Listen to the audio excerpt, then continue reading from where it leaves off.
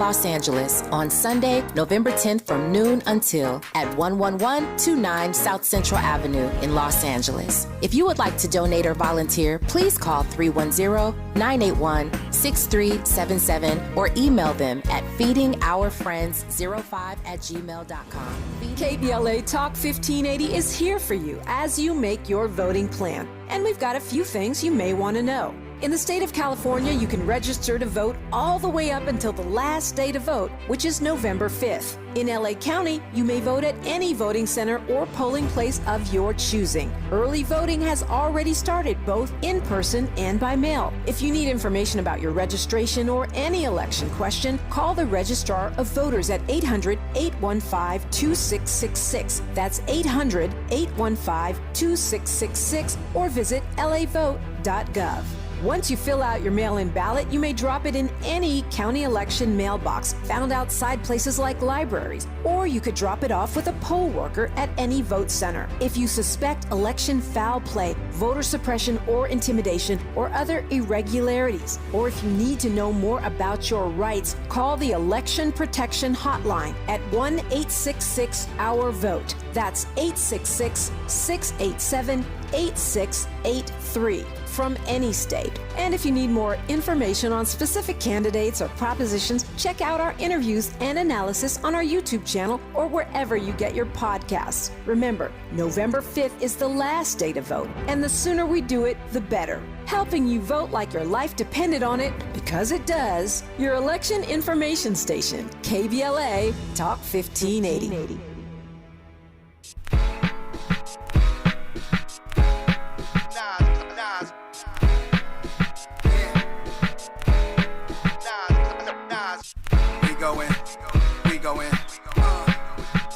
My pants poster said, we going ultra. Yeah, we going ultra black. I got a toast to that. We don't fold the crack. We going. Occasion we rose to that. Going postal. We going ultra black. Watching the global change. Hopping the coldest range. Hit boy on the beat. This poster slap. We going ultra black. We going. Rhythm and blues, pop, rock, soul to jazz, till my toes attack. How I look being told, I'm not supposed to brag. Nobody fault, I tell the truth, I know what's facts. We ultra black, gray stone, skin tone, but multi that. Multiple colors, we come in all shades, mocha black. Except where I'm at and not fight me on it. Emotional stares like I might be wanted. KBLA Talk 1580. Happy Freedmen Fridays. We do this every week. We're not letting up. It's been a whole year, Miles. We've been doing this. We started last October, and we're going to keep it up. I'm being joined today by a Chicago businessman and real estate investment. He's owned and managed over 100 residential units in the Inglewood, Auburn, Gresham, Washington Park, and Roseland communities. He's internationally respected for his reparations work. In 2014, he was invited to speak on the new paradigm of reparations activism at the 8th Pan-African Conference in Johannesburg, South Africa. And if I read this whole bio, we'll be here all day. But he's also been a 16-year member of the National Coalition of Blacks for Reparations in America, in COBRA, and has been working this year in particular on his campaign to earn the vote. Kamm Howard, welcome. Hi, good morning, Dominique. It's a pleasure. Yeah, it's a pleasure to talk with you on this last Freedmen Friday before the election on Tuesday, the last day to vote. For those who haven't been following along, explain your Earn the Vote. Certainly reparations and elections have become a very hot topic here in California. Sure. So our Earn the Black Vote campaign really started probably in May of last year. We had looked at the numbers and showed that, historically within the Democratic Party, it's been the black vote that gave them victories with Kennedy, with Carter, with Clinton twice, with Obama twice, and with Biden. And if there was no black vote, none of those candidates would have been elected as president. We were the deciding factor in each of those administrations. And in the Kennedy and Carter administrations, we got significant return from our vote. Of course, the Kennedy and his preceding President Johnson ended apartheid, ended Jim Crow with the Civil Rights Act, the Voting Rights Act, and the Fair Housing Law. And then Carter introduced affirmative action. And so we got something in return of our votes. And what people were seeing now is that the last few Democrats, we haven't gotten anything significant to address the racialized violence that we've experienced in this country for over 400 years. And so as a result, over 2.9 million black voters, it was determined, who voted for Biden, was not feeling him for 2024. And that we thought we can utilize that disappointment in black voters to urge the president to establish a reparations commission by executive order. And that's really was the genesis of the Earn the Black Vote campaign.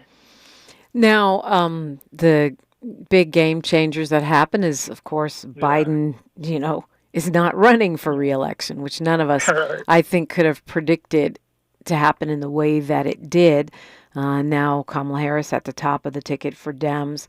That doesn't mean that President Biden couldn't do an executive order, right? It just means that we no longer have the leverage of voting for him. Exactly. So, we have another campaign that we've instituted, starting actually now. It's Voices for Reparatory Justice Actions. We've created a guidebook of 19 actions. We had a strategy session. And we created this guidebook of 19 actions, all directed at getting an executive order between now and the inauguration. Biden still has the ability and the power to establish a reparations commission. And so we wanted to gather in one document a number of actions targeted toward the president, a number of actions targeted toward the Congressional Black Caucus so they can message the president that he must do this before he leaves office, a number of actions targeted toward the Big 8 civil rights organizations, National Network, Urban League, et cetera, who Biden has been meeting with over his last 4 years, so they can message him that, this is what he needs to do before he leaves office. And then we have several actions targeted toward Kamala Harris, whether she win or lose. This is something she also should be urging the president to do. If she wins, urging him to do it.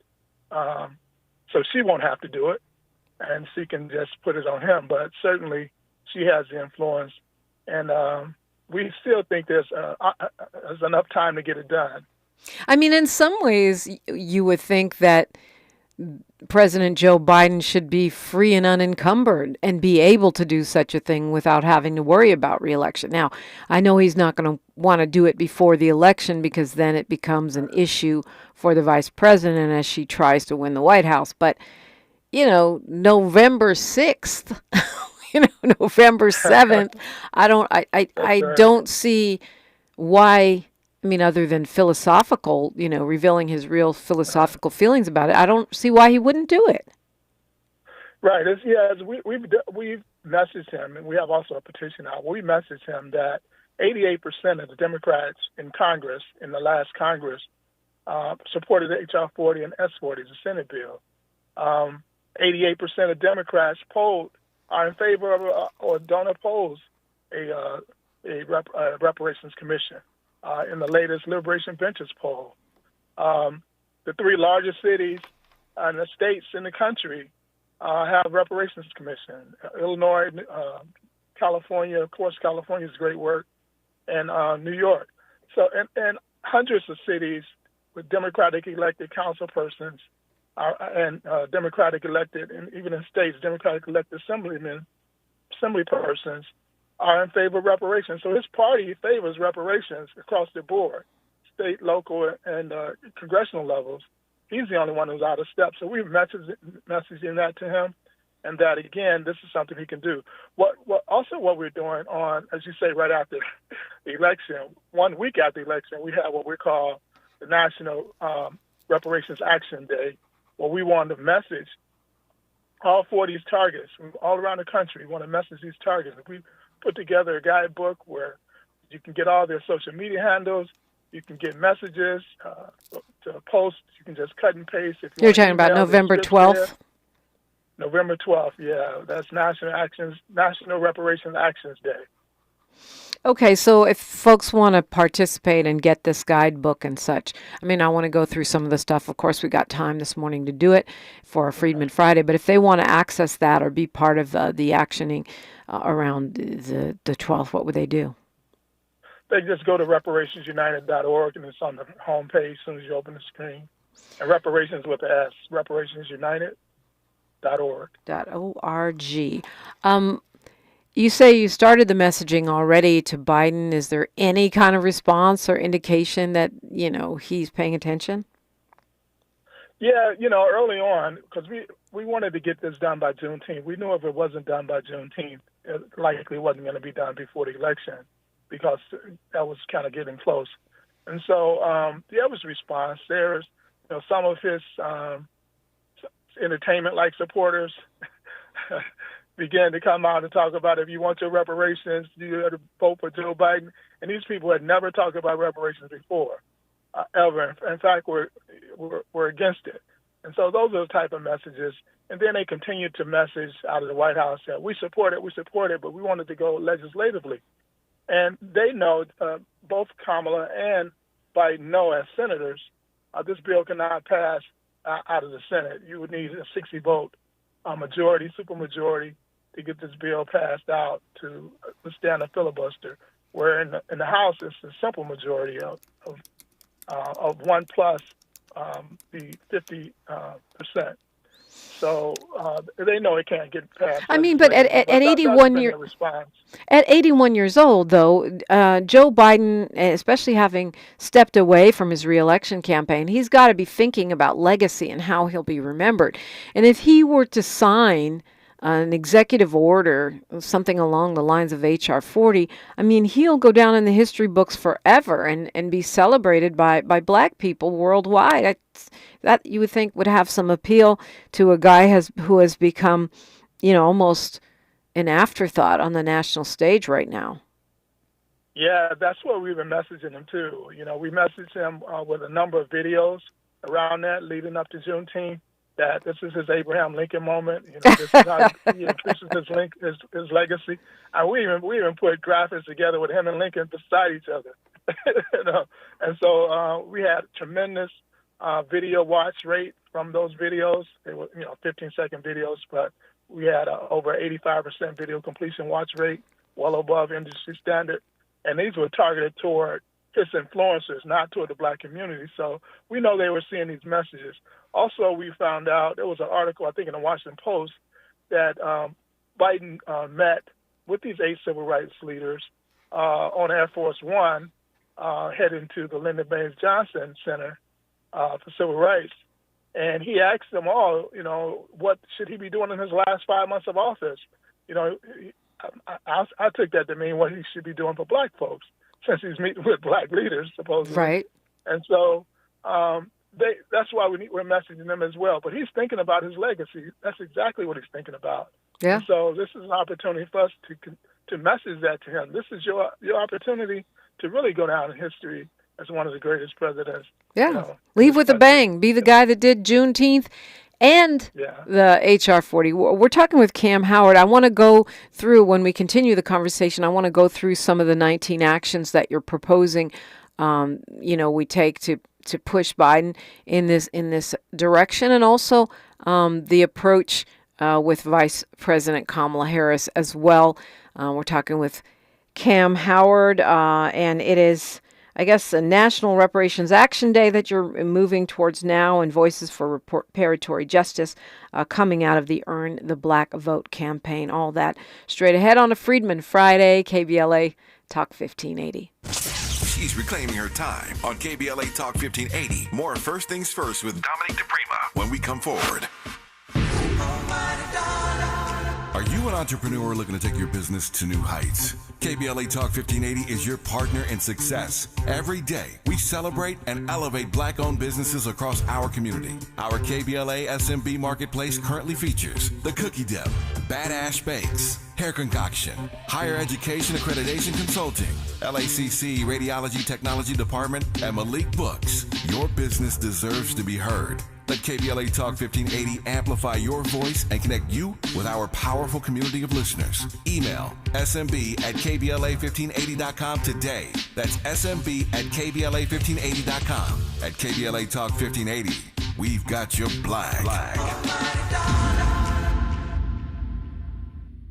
Angelinos, it is critical to vote down ballot this November, especially for our local judges. Judges make major decisions, not just in our criminal courts, but also in our family, juvenile, small claims, and housing courts across LA County. This November, we must elect community lawyers who will bring their informed legal experiences to the LA Superior Court. The defenders of justice are Erica Wiley for seat number 48 and George Turner for seat number 39. If you live in LA County, they will be on your ballot. Ad paid for by the Justice PAC by La Defensa, a project of Tide's advocacy for Turner and Wiley for Judge 2024. Top funders include Patty Quillen and Smart Justice California Action Fund. So my home is also my office. And before I can focus, every room's gotta be clean. That means tidying up and spraying my Febreze Air Mist. Ooh, that's fresh. Febreze Air Mist scents are all high quality. They fight any weird funk, and they give my air an instant boost of freshness. So not only does my home smell good, I feel good too. After I Febreze, it's time to start my day. Breathe happy, Febreze, la la la la la. Downy Rinse and Refresh. Break up with stinky clothes. Rinse it out. Every now and then I get a little bit tired of the stinks that just will never come out. Oh, Downy in the rinse straight. Every now and then I rinse it out. One wash and it delivers. One wash, it smells so clean. Downy Rinse and Refresh, it's a dream. Downy Rinse and Refresh. Fights odor in just one wash. Guaranteed. The conversation continues right now with Dominique DiPrima on First Things First. And we are talking with Kamm Howard of Reparations United, and of course the Voices for Reparatory Justice, you just explained, is your latest kind of action in the space. So you said there's 19 recommendations that you're putting forth to pressure Biden, lobby Joe Biden to do some kind of executive action, which he can do up until he's no longer president anymore. Of course, the next administration could quickly overturn that, but it would still be an important step, even if it was overturned on January 21st, right?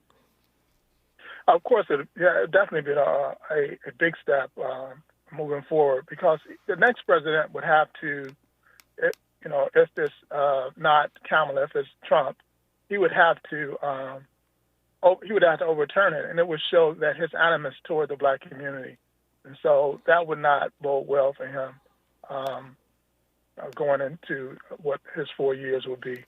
But so there's quite a bit of things that we can do. And we put this action book together because there's a lot of different political and philosophical views in the reparations movement, but all of us have a voice, no matter what contentions we have with each other. We all have a voice right now, and we can utilize that voice pointedly toward the president to get this executive order established before he leaves. Okay, so give me an example of like what one or two of those actions might be.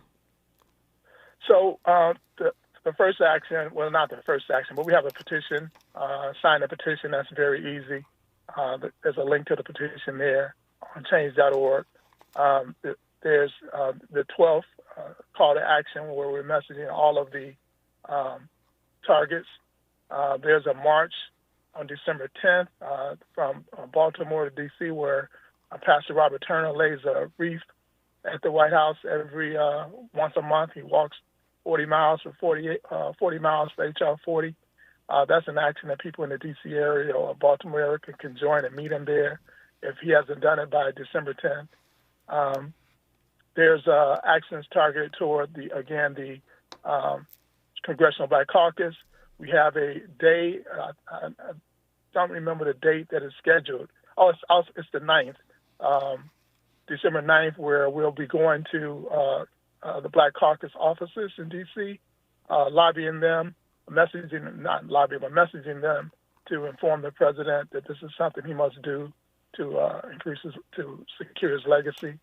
And there's a lot of other ones that, visiting the congressperson's office at the local in the local offices, as well as at congressional offices. A lot of it is dealing with social media contacts, posting on their social media pages on a constant basis. What is your read or your knowledge of where the CBC is in terms of numbers supporting reparations versus not taking a position? Well, with our recently passed leader, peace be upon her, Congresswoman Sheila Jackson Lee, she had galvanized the CBC at record levels. I think there was maybe 3 or so who had not signed on H.R. 40, but had agreed that they would vote yes if it came to a vote in the Congress. So she had unanimous support from the CBC. And that was a recent poll, probably 2 years ago, that the CBC put out themselves. And they had 4 issues, reparations, George Floyd, Civil Rights Bill, and the infrastructure bill. And they asked people to vote on which was the top one. And reparations was 53%. George Floyd was actually last, but the Civil Rights Bill was like 30%, and infrastructure was 20-some%. So they understand, according to their own poll, where Black people are at on what is most important to us at this time. So, and those are the type of messages we have to convey to them in this extremely opportune time to get this executive order passed. And why do you call it, extremely opportune time? You mean because Biden is sort of a lame duck president?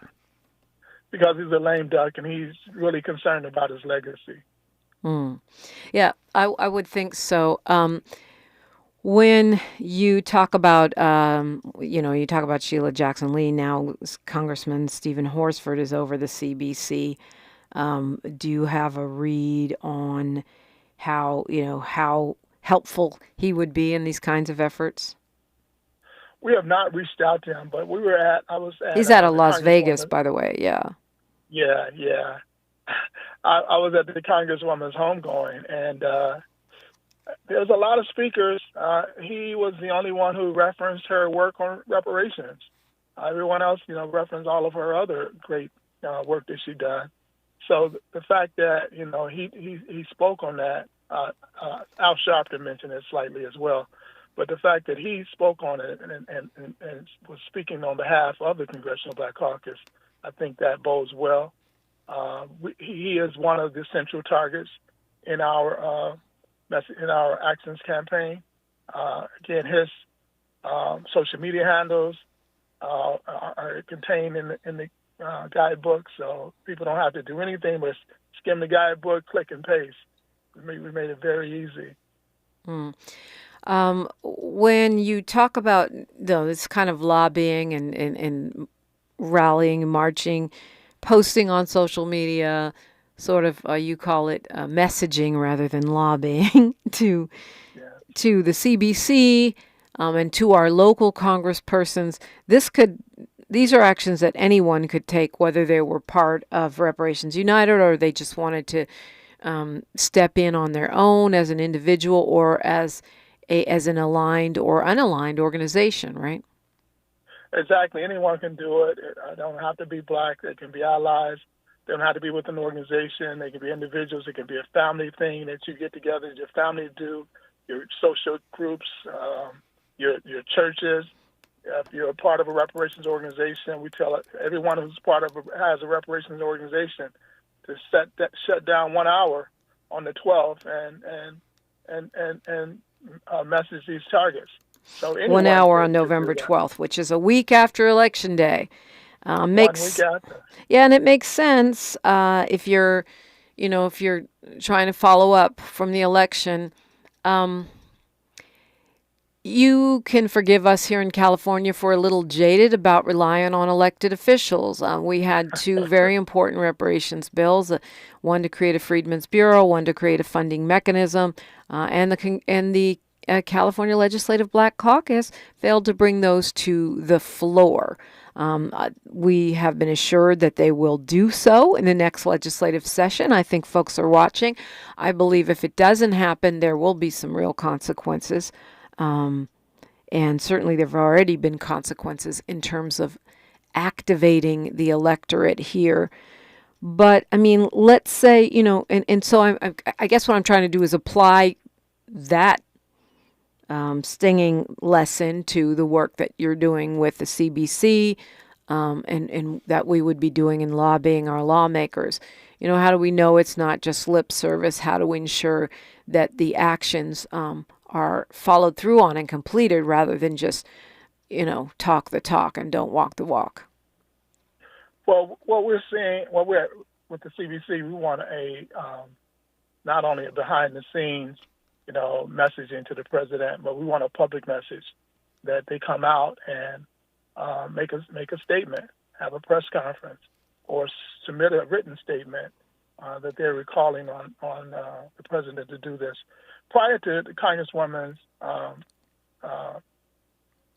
death, and before the midterm elections, both Cory Booker and Congresswoman Sheila Jackson Lee wrote letters to the president and got many of their colleagues to sign on to these letters, asking specifically for his executive order. And so, they are aware of this act. I think that with the pressure from the Black community, or the request from the Black community, that we can get another more public and unanimous request from the CBC. Okay, we just have 40 seconds here before news, traffic, and sports. And when we continue, I do want to go into the actions that you are suggesting or calling for in regards to Vice President Kamala Harris. But just to recap a little bit, November 12th, you're calling for National Reparations Action Day, messaging around reparations to our lawmakers and others. There's a petition on change.org, and you're urging folks to join the march from Baltimore to D.C. in December if there's been no executive order passed by then, and then December 9th as a day to send messaging to the Congressional Black Caucus. News, traffic, sports, then more. It's a Freedmen Friday on KBLA Talk 1580. Say the quiet part out loud. KBLA Talk 1580. I'm Bree Wood with 4 things you should know from BIN News. Donald Trump is suing CBS News for $10 billion, alleging the network edited a 60 Minutes interview with Kamala Harris to portray her positively. The lawsuit claims CBS engaged in partisan and unlawful acts of election and voter interference and substantial news distortion. An Arizona judge ruled that around 98,000 voters' names must be released due to a technical glitch. These voters with driver's license issued before 1996 lacked proof of U.S. citizenship on file. A Florida man, Everett Chad Nelson, is facing assault charges after allegedly attacking a sleeping passenger on a flight from San Francisco to Washington, D.C., leaving the cabin bloody. Nelson could face up to a year in prison. And rapper Young Thug is being freed from prison after renegotiating a plea deal in his Georgia trial. Thug was indicted in 2022 related to charges of running an alleged gang called Young Slime Life. Get BIN News on demand 24/7 at BINnews.com. September 15th to 21st is Asthma Peak Week, with the highest concentration of asthma flare-ups and hospitalizations. To become a more active participant in your care, visit luma-edu.com. This message is brought to you by Amgen and AstraZeneca. This is the KBLA Sports Minute with Ray Richardson. LeBron James has more than 200 million followers combined on Instagram and X, formerly known as Twitter. The Lakers star told his followers he's endorsing Kamala Harris for president. In his message, LeBron wrote, "When I think about my kids and family and how they will grow up, the choice is clear to me. Vote Kamala Harris." With his message, LeBron included video clips of Donald Trump and comedian Tony Hinchcliffe, who made the controversial comment about Puerto Rico during a recent Trump rally at Madison Square Garden in New York. Among today's athletes, LeBron has been at the forefront of speaking out against social injustice and raising awareness on the importance of voting. The Lakers are at Toronto today, 4:30 tip-off. The Clippers are 0-3 in their new home, the Intuit Dome. They lost to Phoenix last night, 1-2 125 to 119. 40 points for Suns guard Devin Booker. No debates, no speculation, just the info you need. That's your KBLA Sports Minute. I'm Ray Richardson on KBLA Talk 1580. Climate justice, climate equity, climate resilience. By any other name, we demand environmental justice in 2024 and beyond. We're KBLA Talk 1580, and we don't black down. This is Assemblymember Tina McKenna reminding you to vote for my girl, Sade Alawari, for State Assembly. Sade is a part of our community, and she's the partner I need in Sacramento to help fight for economic justice, affordable housing, health care, and so much more. Sade is just like us. She comes out of our community, and she spent years working in our community, bringing people together. That's why she's endorsed by Los Angeles Mayor Karen Bass, Supervisor Holly Mitchell, teachers, firefighters, and Planned Parenthood advocates. This is Tina McKenna, and I need you to make a plan to vote and to vote by Tuesday, November the 5th, for Sade Alawari for State Assembly. Ad paid for by Opportunity PAC, a coalition of teachers, nurses, faculty members, school employees, and public and private labor, healthcare, and environmental organizations. Ad committee's top funders, California Teachers Association, not authorized by a candidate or committee controlled by a candidate. Tips to help improve basic steps for building a budget in 2024. Building a budget can help you achieve and reach your financial goals. With a budget, you can keep track of your spending, avoid and get out of debt, limit overspending, pay bills on time, and build solid savings habits. What's the best way to get started? Figure out how much to set aside for expenses, like rent, mortgage, bills, groceries, and entertainment. Understanding your past financial habits can help you make the proper adjustments for your budget. Adjusting to a budget can take time as you work to find the right balance, but keep working on it. For more financial health tips, visit chase.com or stop by a local branch. This segment is sponsored by J.P. Morgan Chase & Company.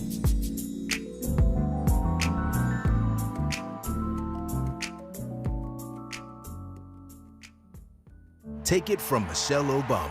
This election is going to be close. Michelle Obama is asking you, no, I'm telling y'all to do something. This election is our moment to continue the fight of those who came before us. And we have the power to do it, but only if we do it together. We did it before, y'all, and we sure can do it again. Let us work like our lives depend on it.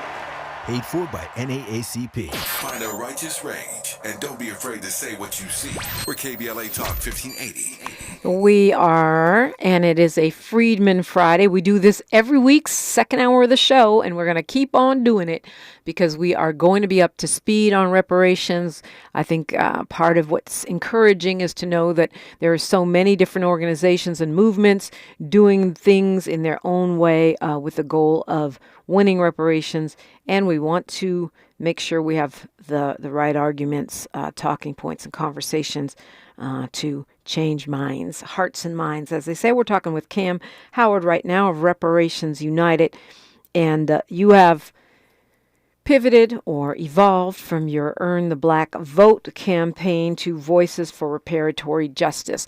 So what are some of the strategies that you're enacting to move Vice President Kamala Harris in this space, both before and after the election? Well, we're targeting the vice president with her closeness, because of her closeness to the president. Again, he's the one who has to do it if it's going to get done. And so there's a Voices for Reparatory Justice letter that was created directly to her. There's a link that people can sign on to that letter, and that letter is going out. We're asking people to organize rallies or events within their communities and have people sign on to the letter, or invite high-level elected officials in their communities to sign on to the letter.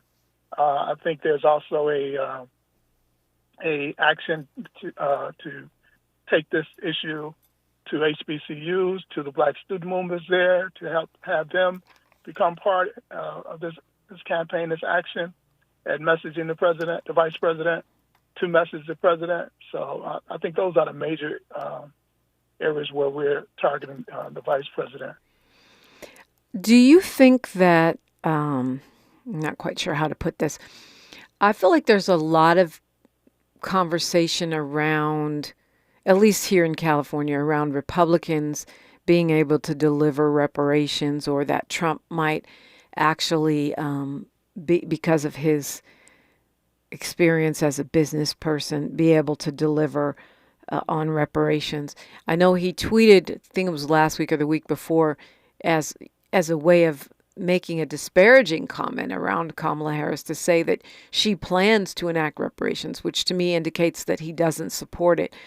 But is there any plan, should he be elected, to try to mobilize or influence him, and certainly the MAGA element within the reparations movement, to influence a Republican reparations portfolio or some kind of win?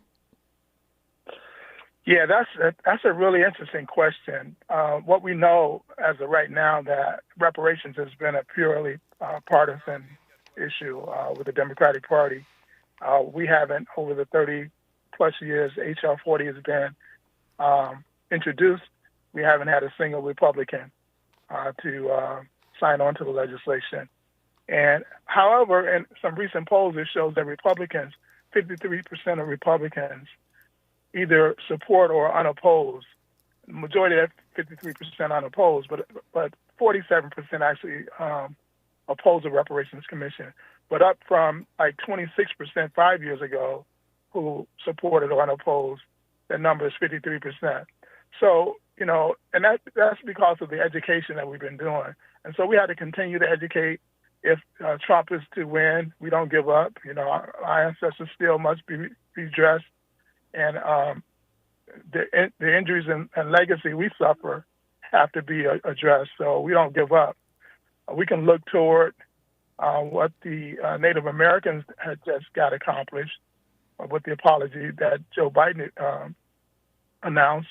If you look at that process, it wasn't just that he just decided that's what he's going to do. He appointed a cabinet member of Native American descent to the Secretary of Interior, and she immediately began to enact a study and investigation with recommendations, same thing H.R. 40 was designed to do. She did it at the cabinet level. And so that gives us, and then they produced two reports, the 2022 report and 2024 report, with recommendations. One of those recommendations was an apology. So, you know, that was a process, and we can take that as an example of how we can move forward in a Republican-led administration. We might have to go still within the executive branch, but at a cabinet level, piecemeal type of approach. So those are things we have to discuss later. Are you, or do you think we should feel encouraged by the fact that, number one, Vice President Kamala Harris backed the Senate version of H.R. 40 when she was in the U.S. Senate, and number two, in recent interviews, when pressed on reparations, has said it needs to be studied, which is certainly further than any other Democratic or Republican candidate has been willing to go while running for president? Yeah, I'm certain that if Biden was to enact it, she would further it, and I believe that as the president, we have to message more that we understand that we're not politically immature. We understand that the bill can't pass through Congress, so you have to stop telling us your position is it should go legislatively. You have to stop telling us, because we're not dumb. We know it can't happen legislatively, so stop telling us that. And so if we press her on that, then if you really think that it should be studied, then you establish the executive order. That's the only logical way to make it happen. Right. So you're saying if Biden doesn't do it, she has to be pressed to do it once elected. And if Biden does do it, she has to be pressed to move forward with that executive order once elected. Right. She just let it, if it's put in place by the Biden administration, it has a duty and a lifespan. And once it comes back with its finding, then she would have to be willing to move forward with executive resources as well as champion in Congress, whatever bills are produced for Congress. Right, and not try to delay like our California governor is currently doing. Let's go to Carl calling us from L.A. Carl, you're on with Kamm Howard on a Freedmen Friday. Welcome. You guess, Dominique, you had a guest on before that thought he was thinking about the little guy. That was great. His name was Muhammad. And you had a guy on there this week, and he said Jesus ain't going to save us, be able to save us. Now your guest here is on. I'm agreeing with him. I don't want anybody to forget about the little guy that's down here in the street that may not be hooked up with an organization or anything like that. But I thank him for letting us continue to know who's been having a hand in the cookie jars all these years, all the different Negro organizations. So do you have a question, or you just wanted to kind of make a commentary on that? Yeah, I just wanted to make a little bit of comment and ask him, am I invited to his rally? All right. And, he's asking the literal question, is he invited to the rally, Kamm Howard? But one of the things he implies that I've been concerned about is making sure that when we do enact reparatory justice, that the unhoused and those folks who might not be, as well-resourced are not left behind, or that we don't somehow turn reparations into the bureaucratic nightmare that is welfare. Exactly. I'm totally in support of that, because what we see even in the reparations movement, we see classism raising up and becoming more in leadership positions, that people who are of a middle class, even upper middle class position. So we have to really be vigilant that there's not this type of movement capture of the movement, and that the direction of the redress is from the bottom up. And then he wants to know if he's invited to your rally. I'm assuming he's talking about the march, because the December rally, yeah. December 10th rally. Yes, if you're in D.C. or in Baltimore, you can join the march at any point of the route. Again, if you go to the guidebook, you can message the organizers of the march, and they'll tell you the route. Or you can just meet us at the White House, and when we lay a wreath at the White House every month, and we'll do so again on that day. All right, Reparations Now wreath. A Reparations Now wreath. We're talking with Kamm Howard on a Freedmen Friday. Conversation continues when we come forward, never backward, on KBLA Talk 1580. More of First Things First with Dominique DiPrima when we come forward. So this new dose is... nope, that's not it. The price is nowhere to be found. Mr. Green? Hi, it's all good. We've got this. This is not just help from a Walgreens pharmacist. Oh, new prescriptions. Cool. Let me check to see if these are the lowest cost options covered by your Medicare plan. Oh, that's great. Thank you. This is someone supporting you every step of the way. Chat with a pharmacist today to find help saving. This is the human kind of help. Walgreens. An official message from Medicare. Medicare plans change from one year to the next. And this year, it's important for you to review your current coverage and compare all your options during Medicare open enrollment. Compare health plans, drug coverage, and costs. See if you can save some money, and don't forget to make sure your drugs are covered. Open enrollment ends December 7th. Visit Medicare.gov or call 1-800-MEDICARE. Paid for by the U.S. Department of Health and Human Services. This is Congresswoman Maxine Waters. You can call me Auntie Maxine. I'm running for re-election to Congress, and Vice President Kamala Harris is running for President of the United States. We both need your support and your vote. Maxine Waters for re-election to the 43rd Congressional District, and Vice President Kamala Harris for President of the United States. What a team. More affordable housing, support for health care for everyone, more capital for small businesses, more full disability for deserving veterans, lower taxes for the average taxpayer, making the big billion-dollar corporations pay their fair share, a criminal justice system that is respectful and fair for everyone, not a system that locks up the little people while too many of the rich and powerful commit crime and don't get convicted. Fairness and justice for all. Yeah, we can do this. This is Congresswoman Maxine Waters speaking truth to power. This is Congresswoman Maxine Waters, and I approve this message. KBLA Talk 1580. We've got a lot to talk about.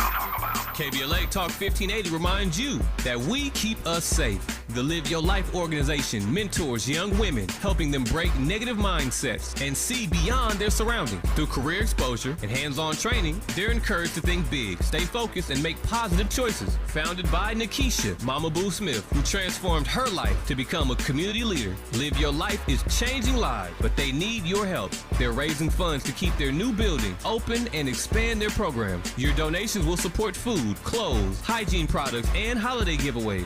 Visit liveyourlife32.com. That's LIVEYOLIFE32.com to help today. This is a community call to action from KBLA Talk 1580.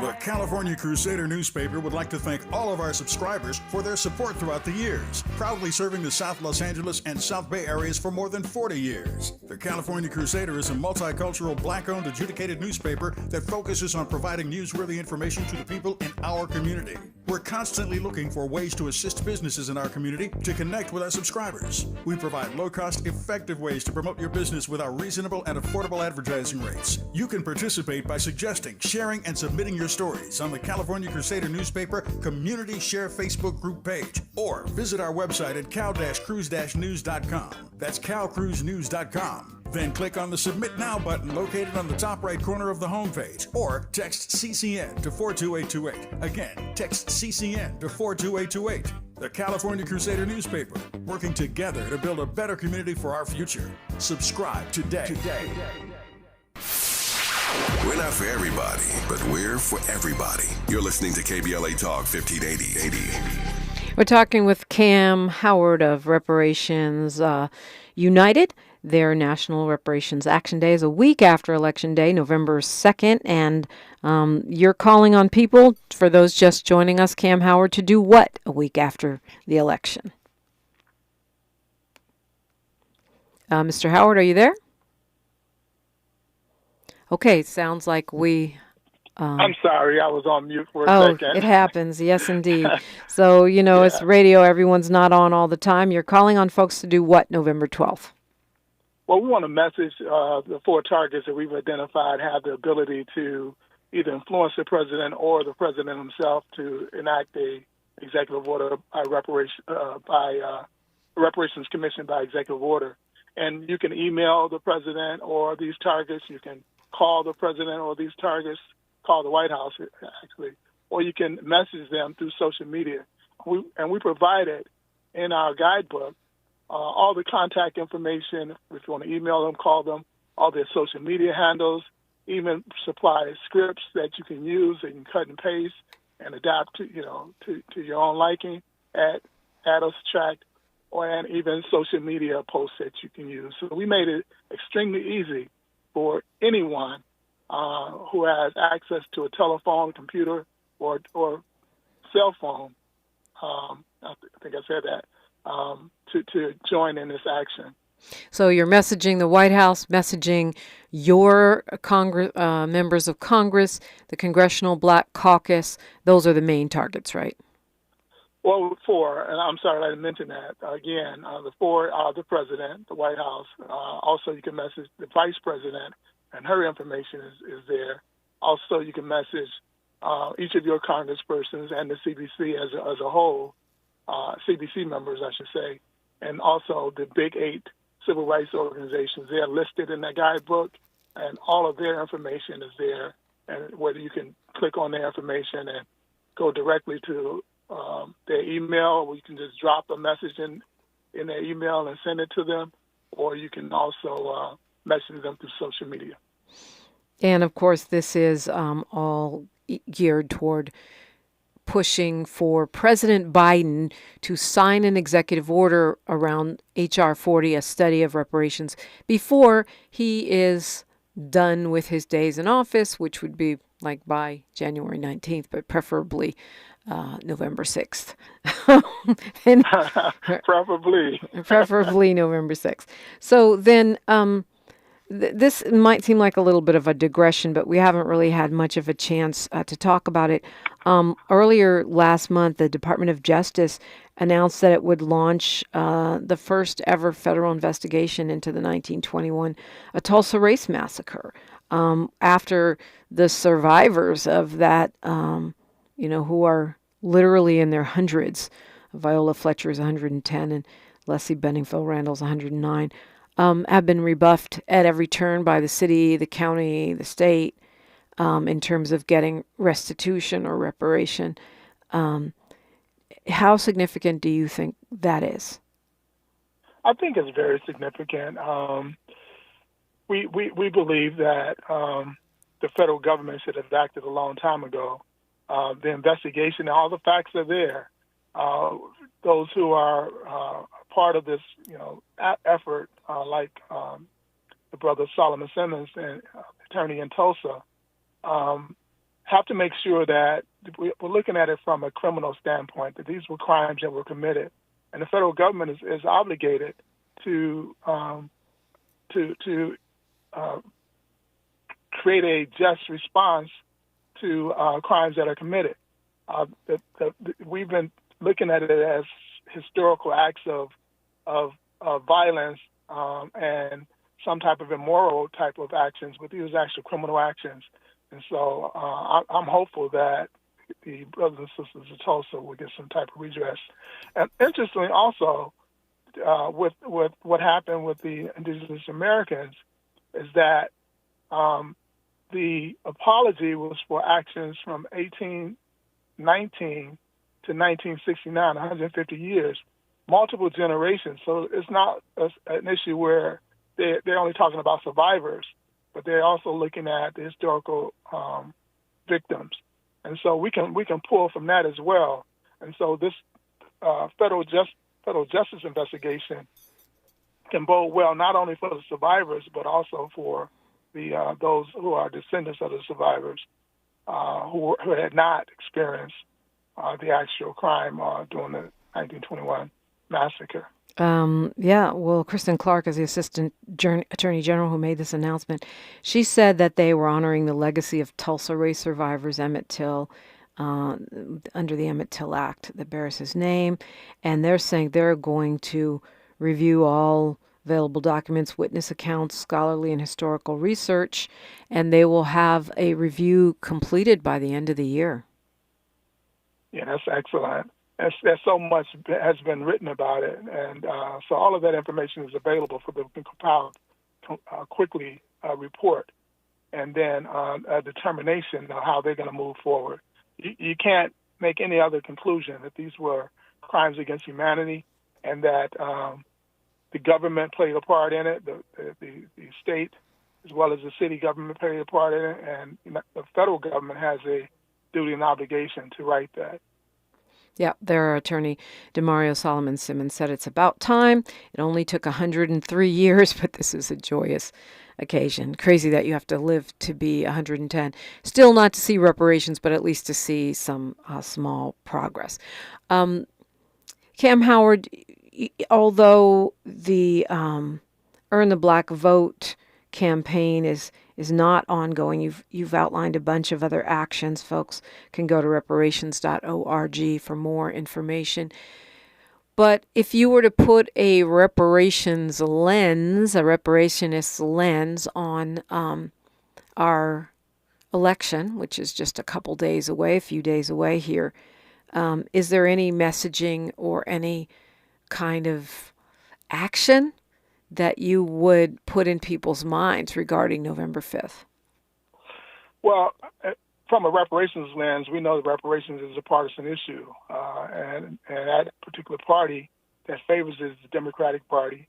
And if we are successful getting a reparations executive order passed after the election, we risk losing it by the incoming president the same way we lost the 40 acres and a mule with the incoming president after Lincoln's assassination. So those are some things that I would say strictly as a reparationist. Reparations is only coming through one party at this time. Right. And you say at this time that could change.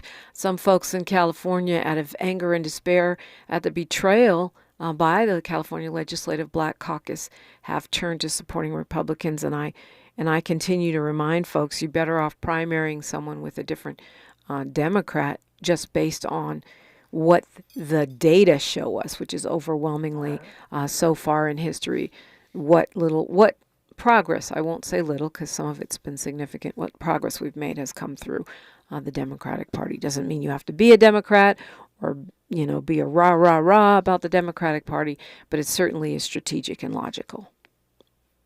It is, and also as a reparationist, the Project 25 is basically a document of an apartheid document, sent us back into a new form of Jim Crow. So we just have to be clear.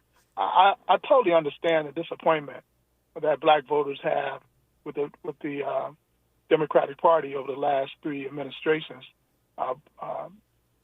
Clinton gave us symbolism, Obama gave us benign neglect, and so far Biden has given us symbolism. And so rhetoric. So we clearly understand the disappointment. We haven't made a collective demand the way our ancestors made a demand from Kennedy and Carter. So we had to take some of that blame as well. I mean, we could do a whole show on that. I think Biden is and Obama did a little bit more than that, but certainly not enough. What I'm speaking about addressing historical violence to black people. So they did. Well, I mean, Emmett Till Act is one thing. Yeah. Understood. You're correctly right. Yeah. Kamm Howard, thank you so much for being with us. If you want to go a little bit more in depth, go to reparationsunited.org. Appreciate the conversation. Thank you so much, Dominique, for having me. Absolutely. It's a Freedmen Friday, and the phone lines are wide open. Next hour, we are going to be talking with the political scientist who's going to help us frame the election. Dr. Christopher Towler will be joining us. But reparations, anything that you've heard in the first 2 hours of this show or anything that happens to be on your mind, you are welcome to get in this conversation in the chat at KBLA 1580 or on these phones, 800-920-1580, or on all of our socials. News, traffic, and sports. Then more on KBLA Talk 1580. KBLA 1580 Santa Monica. I'm Bree Wood with 4 things you should know from BIN News. That around 98,000 voters' names must be released due to a technical glitch. These voters with driver's license issued before 1996 lacked proof of U.S. citizenship on file.